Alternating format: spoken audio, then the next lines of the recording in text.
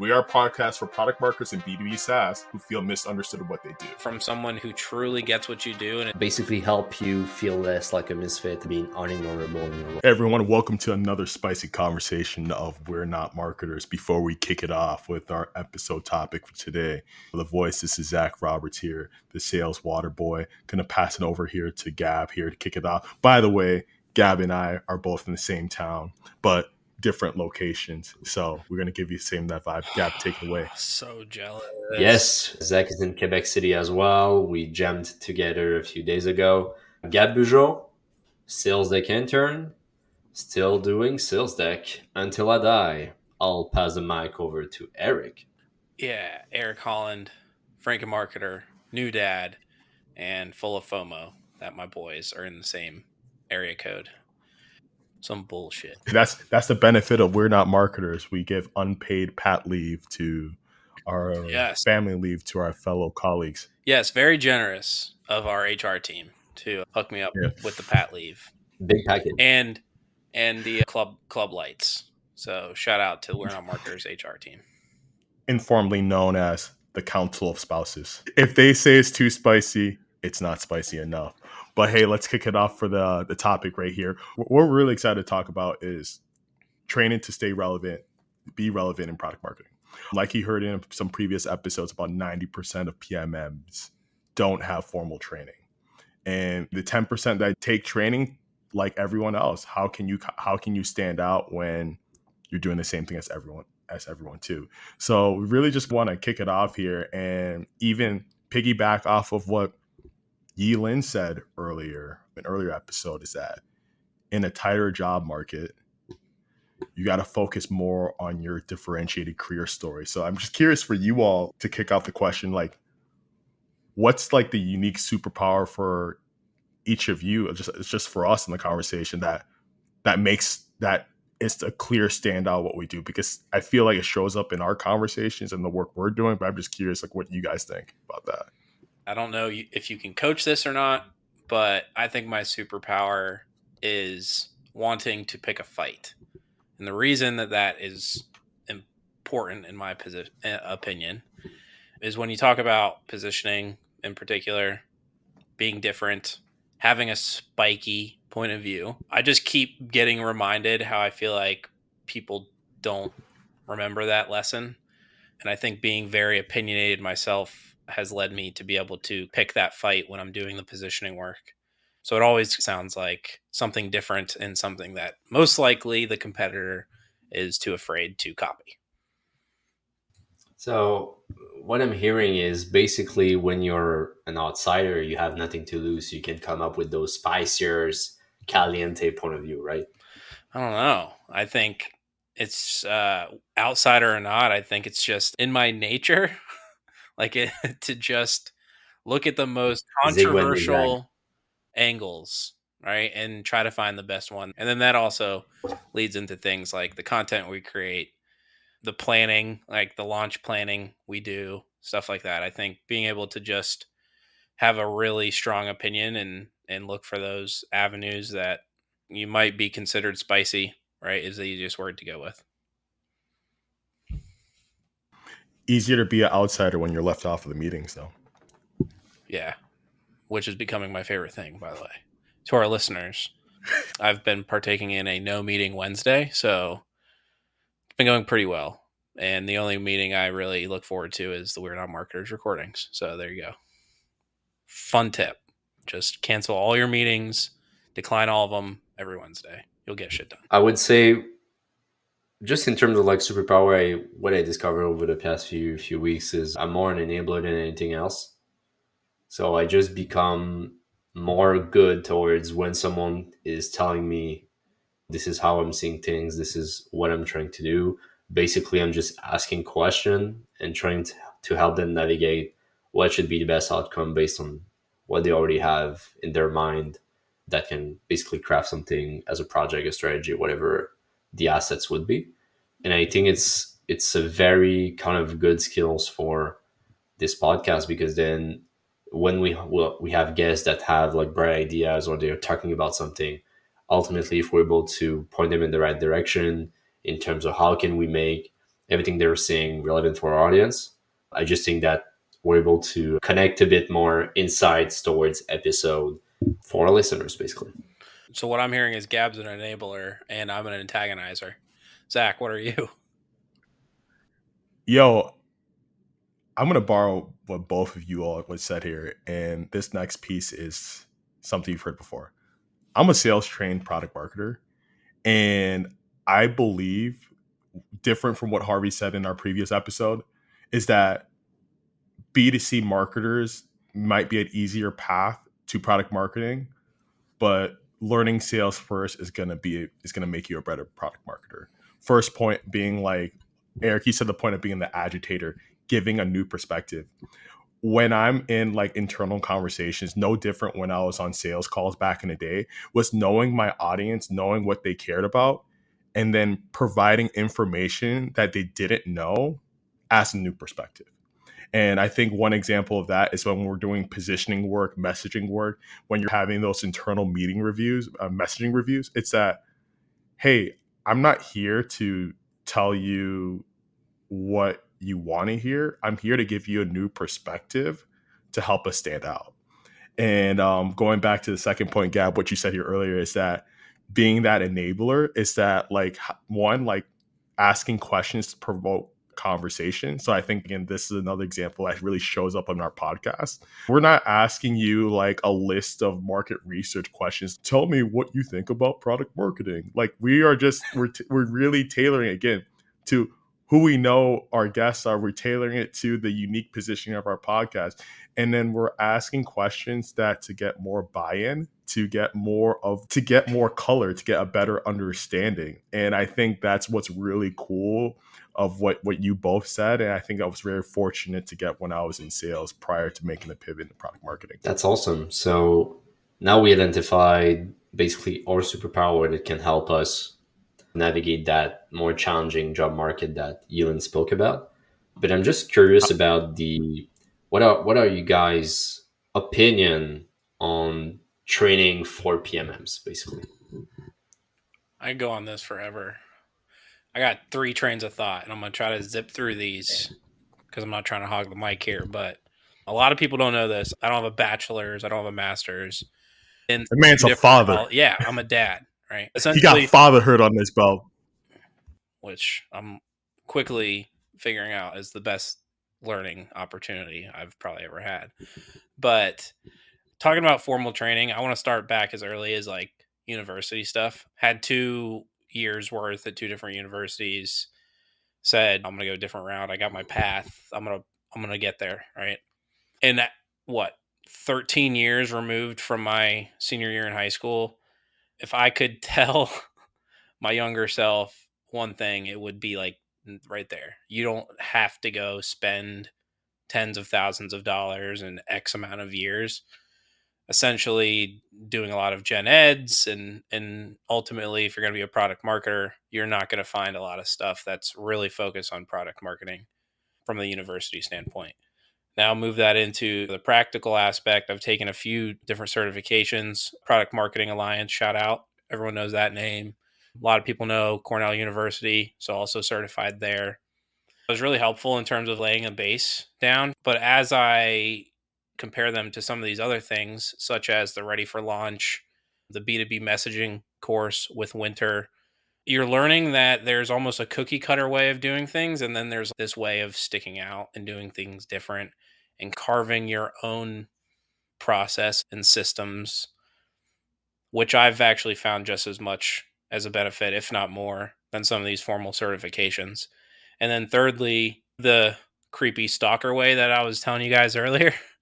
But there's so many awesome people on LinkedIn that I'm learning from. Most of them we have on this podcast, and just taking the time to read what they have to say, see the content that they put out, check out the companies that they work for and the other stuff that they're doing, I think has taken me from some rookie, no name, scrappy, trying to figure out his way into getting to run launches at a premier startup and do the work that I really like to do. So that's my 3 takes there on what the value of formal education is. What do you guys think? So one thing I love school. I was the dude in college where my teaching assistant told me one time, he was like, "Yo, Zach, don't come to these tutoring sessions because you're just pissing people off. Like, you asking questions and you already know the answers to it." And it was not to be a know-it-all. It was that I love asking questions just to get a better understanding of things. And I think this goes to my first point I'm going to say here really quick, is that what's a unique path for me into product marketing is that I went to school for finance. I never imagined 10 years later that I'd be in product marketing. I just really love picking things that interest me and that excite me. And to give you an example of that is that junior year of college, I did not know what I wanted to do for an internship. They were like pushing me into investment banking and the hours and just how people approach it. I was like, oh, this is not a vibe for me. And then my career advisor gave me bad advice, being, you just gotta choose something relevant to your career path. And I was like, I'm not listening to that. I'm gonna choose what excites me. And that somehow led me into an internship at Google. The company was a 9, the role was a 2. It was customer support for AdWords, but it taught me a lot about the customer experience and gave me a signal to sales too as well, which eventually was the stepping stones into what we're doing here today. So I think in terms of training, like you said, Eric, is that find things that excite you, follow people that resonate with you, find new topics to dive in. Another second piece of bad advice I got from a former leader is that there are some things you're just going to have to do and you just do it. But no matter what it is, like for me, like my least favorite part of product marketing is analyst relations, but that doesn't mean that I won't find a why or find a clear thing I'm passionate about. It's like exercise. People, no one likes picking up a 300-pound deadlift bar, but you do it because you want to work on functional skills to get you to the next place. So for anyone out there, is that find what interests you most. Don't do something because you think you have to do it. And if you have to do it, make it personal to you. When you're saying moving to a new place, you mean you have to pick up the deadlift bar so you're able to move out and help your friend go in your apartment, right? Exactly. So it's like, when your friend hits you up and says, "Yo, hey, I'm having a like a going away party," and you walk in, it's actually a moving away party, and he's like, "Yo, pick up that deadlift. You're my free labor." Oh, Exactly. damn! I should not say free labor in the context of myself. Holy fuck. And I think we've just laid on our next business opportunity, and it's the We're Not Marketers Moving Crew. What do you think about that? Oh, our new revenue stream. We are gonna get paid for that. Yeah, Exactly. that won't be free labor. That's great because I just heard like very two different sides about you guys' point of view on education slash training, and I feel like I'm obliged to explain my own point of view on this, if you guys would let me. We ain't gonna So cut you off. basically, yeah, basically, I'm going to be very brief, but I used to struggle a lot at school, more in mathematics, and the reason why, because I just didn't want to do the lessons. Basically, I didn't want. For me, it didn't make sense to solve problems that I was 100% disinterested in. So I used to struggle a lot, and I stopped struggling when once I just started just being obsessed and just redoing the exercise over and over again. This is how I understood the models, the all of the lesson, the whole education curriculum basically. And this made me realize while I was doing my setup, which is between high school and uni, that I absolutely needed to have a uni diploma to work in marketing. This is what everyone was telling me. Everyone was telling me, well, you need to do that. And I never considered myself being smart enough to go to uni because of those difficulties with mathematics. And basically, what happened is I was halfway into uni, but I wasn't fully admitted because I needed to do a math test to get into admin, into marketing, and I failed the math test. I think for by 2%. So I had to have a specific course added to my curriculum to say that I was fully accepted into my BBA in marketing. So basically, I thought that those mathematics right after high school, right after Cégep would not be following me, but it was like the sole thing that made me work my ass off to get my diploma. And then I realized that it was worthless. Like it was good to if someone was asking me about it, but it never really happened. So I realized that even if I was a bachelor, I still needed to have an edge on that huge market. So shout out HubSpot Nation.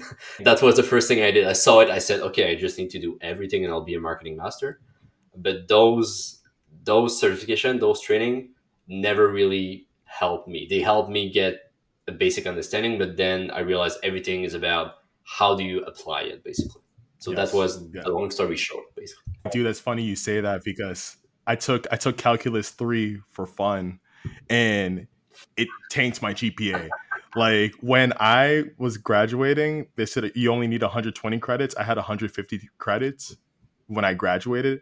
A lower GPA if I didn't take those courses, but it goes back to what we said earlier is that don't do things just to be perfect. Do things because you give a shit about it. You're And like figure my it out. girlfriend. She's so bright. She really loves school. She had the highest freaking GPA you can. And I'm like, oh yeah, it took me 5 times to pass math or something like that. Into my I fixed the application. glasses on my forehead when that calculus comes up. Yeah. Well, if we made any money, we know who our accountant's going to be, right, Gab? Oh yeah, it won't be me, guys. We'll be run after by the IRS. But I just want to say one thing I just want to pick up out of all that is at the end of the day, it doesn't matter your source of knowledge as long as you give a shit and you dig in Yes. and you dig in hard. And then once you've got all that theory up in your brain, apply it in as many different ways as you can, Yes. as many times as you can, get feedback, get it torn up, and keep on doing your thing. Oh yeah. Learn, practice, and train. And I think like Eric, you hit on a subtle point. And I think this has been a challenge I've seen with all of us can relate to getting those messages from peers and individuals like, hey, how can I get into product marketing?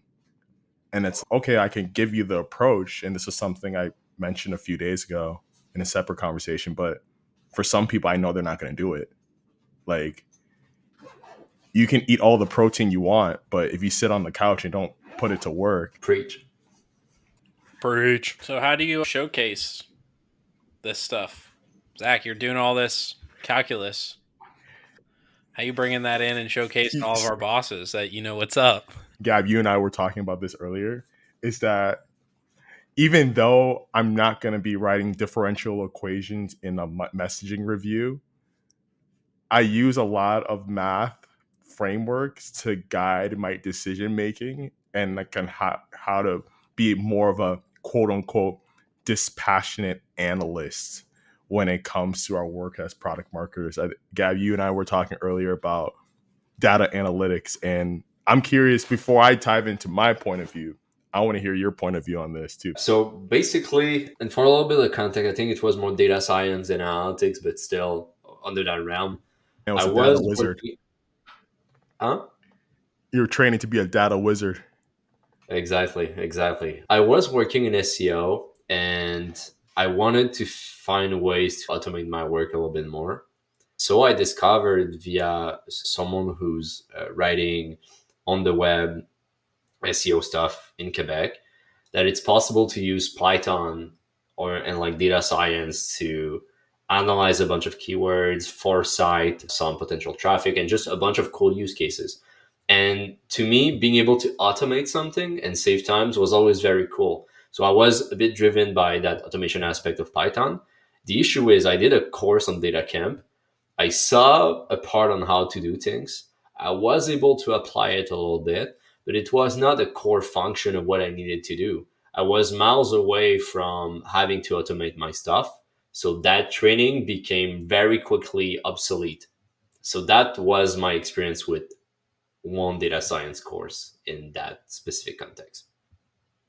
So, all right, you're gonna hear myself. I love data analytics. It stretches back to when I was in sales. So when I was in sales, like again, like you live and die by your number. And I was looking for a better way to hit my quota with the least amount of work. One way was doing that was to prioritize which accounts to go after. And there was an example where I had these lists of accounts that would always come up in my call list that were just crap leads. These were leads that I found that were just not valuable. They were not relevant. And I started noticing like a signal. So I was like, okay, I'm going to teach myself SQL. Taught myself SQL through Code Academy. I pulled like the list and I was like, okay. And I went to my manager. I was like, hey, here's these list of accounts. This is the reason why they're not relevant. Here's how much time is wasted on us. Here's why this is not, how much of these leads are that are not converting. And it got removed.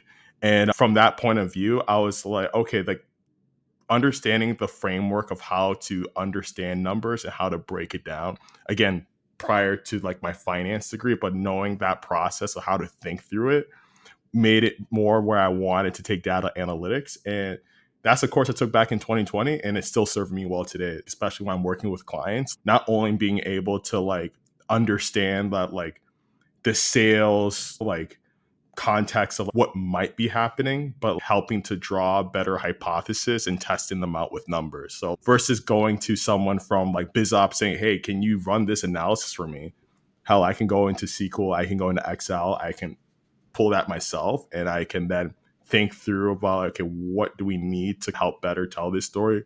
And then I can go into executive level meetings and be like, all right, like here's what's happening, here's what might be causing this, this is what we're seeing, how can we have a better conversation? So Gab, what you said here earlier at the conversation, like how can you be a better enabler, how can you have a conversation, how can you bring people in?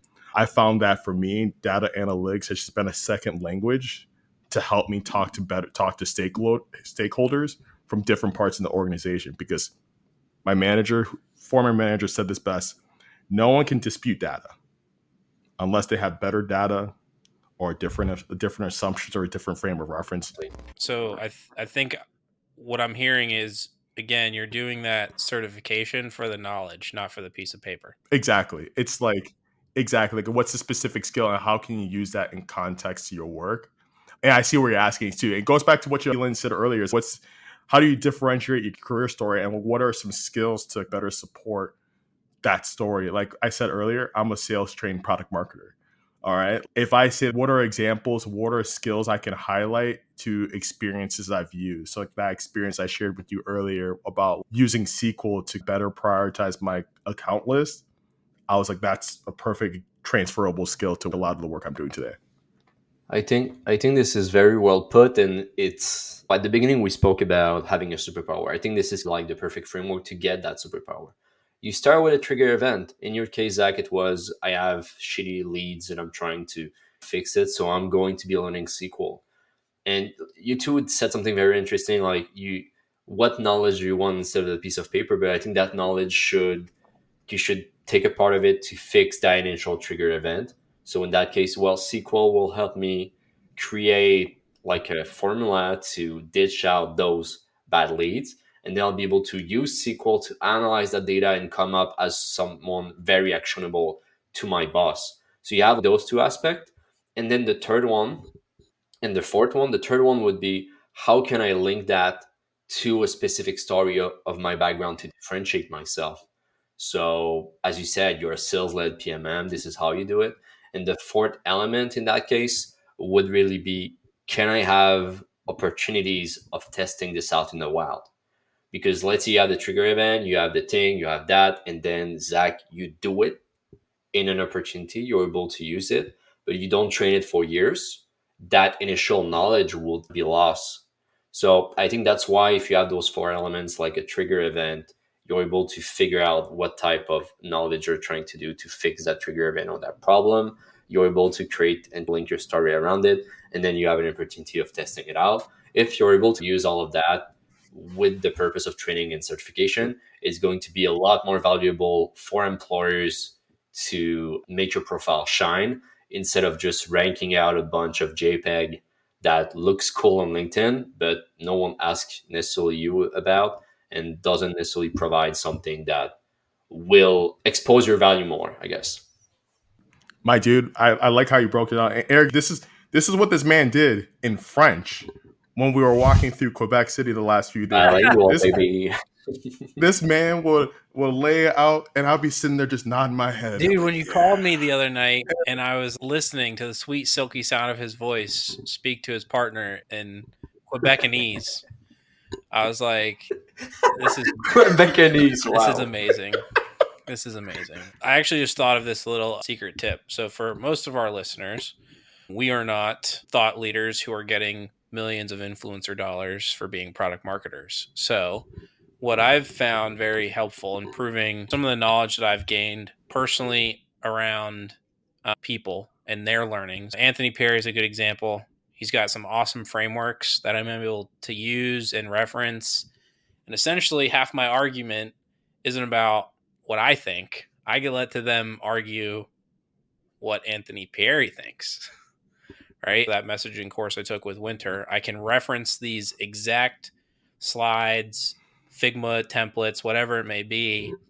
And my knowledge is essentially rooted in someone who's already got the clout, already got the expertise. And then I can just pack in that application piece and make it my own. Exactly. I really like that piece really quick because for me, when I think like one example I've seen as a problem, like when I'm talked to like peers in the product marketing space or individuals who want to be product marketers, they come in and say, "Oh, I'm learning all these skills about product marketing." And it's, as we know, product marketers, there's just like a litany of skills ranging from customer marketing to competitive and market intelligence. And the first part, like you mentioned earlier, like Gab, you said is, hey, what's that trigger event? What is that specific problem? Like all product marketers are problem solvers. Like you don't learn something for the sake of just of learning it. You're not speaking to everyone. You're focusing on a specific audience. Same approach you're thinking about a problem too as well. And then Eric, to your second point of courses and like learnings, like I would say like the three things this past year that were helpful for me that many product marketers are not doing is one, hire a career coach. I've worked with Jason Oakley for the past like 8 months now. And that coaching has paid itself back like tenfold. Like it's helped me extend my contracts that I'm working on. It's helped me like approach problems in a different way than I would have before. And it's just a really great experience to have someone to give you a perspective that you haven't considered, who's someone who's led a product marketing function too. The second one is that I took the transformational landing pages course with Eddie Schleiner like last year. A few people have asked about our landing page, our new website. I took the man's course, like the guys, and that was specifically copywriting, the formatting, like how to think about it. And then lastly, like I took Devin Reed's Content That Converts. Disclaimer, I haven't read the full guide yet. I'm about 2/3 done.